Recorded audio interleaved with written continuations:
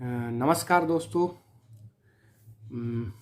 मैंने पिछली वीडियो में आपको वेदांग, उपांग और योगांगों के बारे में बताया। आज मैं आपको थोड़ा आध्यात्मिकता और भौतिकवाद पर भी बताना चाहूँगा।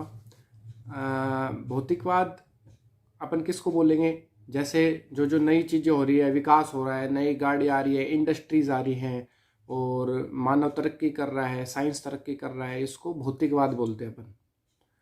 और दूसरा होता है आध्यात्मिकवाद। आध्यात्मिकवाद में क्या हो गया, जैसे हम अपने नैतिक व्यवहारिक मूल्यों को, धार्मिक मूल्यों को जानते हैं और इसमें अपन जैसे नैतिक मूल्य जैसे मानवता हो गई, धार्मिक चीज़ें हो गई जो अपन जानते हैं जिससे मुक्ति मिलती है, तो ये सारी चीज़ें आध्यात्मिक की तरफ आ जाती है। तो आजकल का जो टाइम है उसमें भौतिकवाद ज़्यादा है और जैसे अपन ने देखा था अभी, लेकिन इस भौतिकवाद के कारण कहीं ना कहीं अपन आध्यात्मिकता को अपन पीछे छोड़ते जा रहे हैं और इसका हमें नुकसान भी हो रहा है। जैसे भौतिकवाद के कारण जैसे हमने अभी देखा, जैसे कोरोना एक बीमारी हुई काफ़ी बड़ी, उसमें लोगों ने कैसे फ़ायदा उठाया और कैसे मानवता को शर्मसार कर दिया। तो ये सब चीज़ें होने के कारण भौतिकतावाद को भी अपन बहुत अच्छा नहीं कह सकते। तो एक आध्यात्मिकता बहुत ज़रूरी है, इसलिए ये सब चीज़ें मैं आपको बता रहा हूँ, आध्यात्मिक चीज़ें जिनमें अपने वेदांग, उपांग और योगांग आते हैं। तो अभी मैं गीता का इंट्रोडक्शन दूंगा। तो गीता सत्यव्रत सिद्धांत अलंकार की पढ़ी हुई है, वो बता रहा हूँ मैं आपको। काफ़ी सरल भाषा में है। गीता में मुख्यतः दो चीज़ें हैं। एक तो है नैतिक और व्यवहारिक बातें और एक है सैद्धांतिक बातें। तो सैद्धांतिक बातों में सब लोगों का अपना अपना मत है और सब लोगों का अपना अपना अलग अलग सब्जेक्ट है। उसके बाद उनमें मतभेद भी है काफ़ी, अपन को मतभेद में नहीं फंसना और दूसरी चीज़ों में नहीं जाना। और दूसरा पहलू गीता का है नैतिकता और व्यवहारिकता। तो नैतिकता और व्यवहारिकता क्या कहती है गीता में? गीता का सार क्या है? गीता का सार है निष्काम कर्म करना। निष्काम कर्म क्या होता है? जिस कर्म में फल की इच्छा ना हो, जो कर्म बिना किसी स्वार्थ के किया जाए उसे निष्काम कर्म कहते हैं। जो द्वंद्वों से मुक्त हो, द्वंद्वों से मुक्त होना मतलब भोग और ऐश्वर्य से मुक्त हो, तो ये सब चीज़ें निष्काम कर्म है। और इसमें एक आता है योगक्षेम। योगक्षेम से मुक्ति होना। योगक्षेम मतलब फल की इच्छा करना और फिर कोई कार्य करना।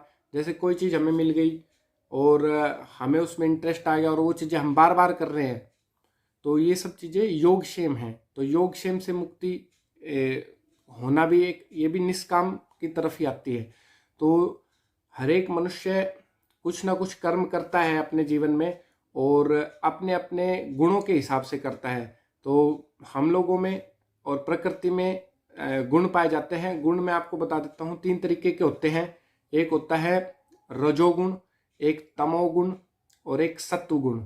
जो रजगुण होता है वो होता है थोड़ा एग्रेसिव, उसमें उग्रता रहती है थोड़ी, और उससे जैसे क्रोध हो गया, ये सब चीज़ें रजोगुण में आती हैं। तो उसके बाद दूसरा हो गया तमोगुण। तमोगुण होता है एक आलस्य का, प्रमाद का, जिसमें अधिक निंद्रा आना, ये सब चीज़ें इंक्लूडेड है। उसके बाद तीसरा आ गया सत्वगुण। इसको अपन सात्विक गुण भी बोलते हैं, जिसमें काफ़ी अच्छी अच्छी चीज़ें होती हैं और इसमें सारे अच्छे गुण आते हैं और सत्वगुण होना एक अच्छी बात है। तो प्रकृति के भी ये गुण होते हैं, रजगुण, तमोगुण और सत्वगुण। और जीवात्मा जो होती है उसके भी 3 गुण होते हैं, रजोगुण, तमोगुण और सत्वगुण। तो ये आपस में जो चीज़ मैचिंग होती है तो जीवात्मा वो कार्य करता है। तो इस हिसाब से जीवात्मा अपना कर्म करता है प्रकृति के हिसाब से भी। और तो कई चीज़ें जो कर्म होते हैं वो ऑटोमेटिक होने लग जाते हैं। तो कर्म करो, लेकिन कर्म कैसे होने चाहिए? निष्काम कर्म होने चाहिए। निष्काम कर्म का मैंने आपको बता दिया है पूरा अच्छे से। अब मैं आऊँगा इसमें निष्काम कर्म में एक चीज़ और है, अपन को कर्म कांड में नहीं फंसना। अब कर्म कांड क्या चीज़ें होती हैं, जो अपन इच्छा लेकर कामना से कोई कार्य करते हैं, वो होता है कर्म कांड में फंस जाना। जैसे कई लोग होते हैं कि हाँ ये काम करना, कई झूठे लोग परेशान कर देते, बोलते हैं कि ये करना, ऐसे हवन हो जाएगा, ये चीज़ें ले आना या हवन कर देना तो इससे ये खुश हो जाएगी, देवी खुश हो जाएगी और तुमको ये चीज़ें मिल जाएगी हवन के बाद, या फिर और कुछ जालसाजी में फंसा देना। तो ये सब चीज़ें कर्म कांड में आती हैं। तो कर्म कांड में भी ना फंसना, तो कर्म योग में फंसना। और कर्म योग में मतलब कर्म करना, और कर्म भी कौन से करना, निष्काम कर्म करना। निष्काम कर्म मैंने आपको बता दिया। तो ये गीता का मुख्य सार था। अब मैं आता हूं उसकी सैद्धांतिक बातों पर, जहां पे अलग अलग मत हैं। तो अलग अलग मत में पहला आ गया इसमें अवतारवाद। अवतारवाद में लोग मानते हैं कि भगवान अवतार लेता है चीज़ों का, भगवान धरती पर आता है, जबकि वेदों में ऐसा नहीं माना गया कि अवतार लेता है। क्योंकि ईश्वर को जानने के लिए पहले ईश्वर के गुण को जानो और फिर इस चीज़ों पर आप विश्वास करो। तो जो चीज़ निराकार है तो वो अवतार कैसे लेगी, ये चीज़ पॉसिबल नहीं है अपने वेदों के हिसाब से। दूसरा आ गया ईश्वरवाद, विश्वरूपवाद। विश्वरूपवाद में क्या है, ईश्वर के विराट रूप को दिखाया गया है, मतलब ईश्वर के विराट गुणों को दिखाया गया है, वो कैसे सर्वशक्तिमान है, सर्वबुद्धिमान है, ये सारी चीज़ें बताई गई हुई है। तीसरा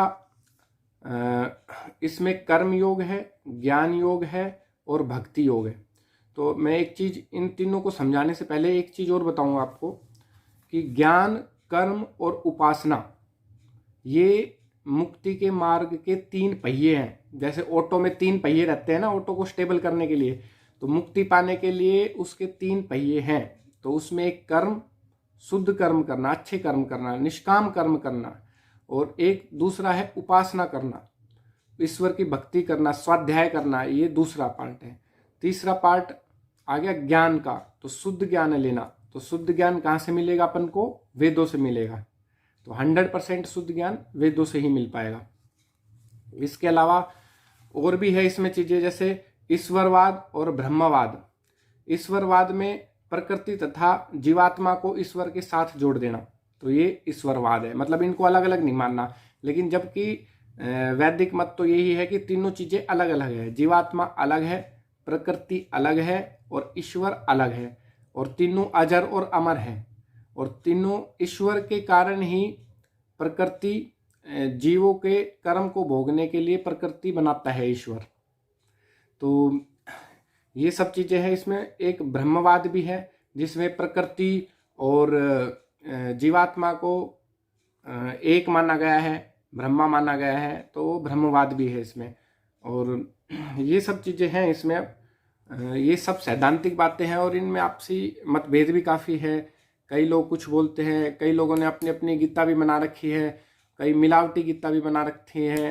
तो सत्यव्रत सिद्धांत अलंकार जी की मुख्य मतलब अच्छी गीता है, छोटी सी, उसमें कोई मिलावट नहीं है और आपको पढ़कर भी काफ़ी अच्छा लगेगा। इसके अलावा मैं एक चीज़ और बताऊंगा, मिलावटी ग्रंथों में कैसे पहचान करोगे आप नॉर्मल ग्रंथों से। एक तो मिलावटी ग्रंथ नॉर्मल से ज़्यादा मोटे हो जाते हैं क्योंकि वो उसमें ज़्यादा ऐड कर दिए जाते हैं श्लोक्स वगैरह। और दूसरा, जैसे अपन टॉपिक कुछ और चल रहा है श्लोक का, और फिर वो तीसरा श्लोक आते टॉपिक कुछ मान लो और चेंज हो गया, तो इससे भी पकड़ में आता है, ठीक है। लेकिन आप सब लोगों से विनती है कि आप सब लोग आर्ष ग्रंथ पढ़ें। आर्ष ग्रंथ मतलब प्रमाणिक है, ये पूरे शुद्ध है। तो आज के लिए इतना ही, बाकी अगले वीडियो में अपन बात करेंगे ईश्वर की और मोक्ष की। तो ये केवल एक ब्रीफ इंट्रोडक्शन दे रहा हूँ मैं अभी सभी चीज़ों का। निष्काम कर्म के बारे में मैं एक चीज़ और बताना चाहूँगा। जैसे जनरल लाइफ के तौर पर एक एग्जांपल देना चाहूँगा। जैसे कोई व्यापारी है और वो व्यापार करता है और काफ़ी धन कमा लेता है और उसको धन को इकट्ठे रखता है, तो ये निष्काम कर्म में नहीं आएगा। अगर धन को पुण्य कार्य में लगा रहा है तो ये निष्काम कर्म में आएगा। तो इसलिए व्यापारी की जो प्रकृति है वो व्यापार करने की है, तो वो व्यापार करता ही अच्छा लगेगा और व्यापार करने के साथ साथ जो धन को कमा रहा है अगर वो पुण्य कार्य में लगाता है तो वो ही व्यापार करने वाला कर्म उसका निष्काम कर्म बन जाएगा। तो इसलिए निष्काम कर्म करना चाहिए। और सैद्धांतिक बातों में मैं आपको बता देता हूँ, एक जो ज्ञान कर्म और उपासना के बारे में बताया था, तो इसमें भी अलग अलग मत है। कई लोग ज्ञान को ज़्यादा मानते हैं, कई लोग उपासना को ज़्यादा मानते हैं, और कई लोग कर्म पे ज़्यादा जोर दे रखा है। तो ये थोड़ा थोड़ा हर एक गीता में थोड़ा बहुत मतभेद मिल सकता है। तो बस यही पार्ट 2 था इसका, गीता का। Thank you.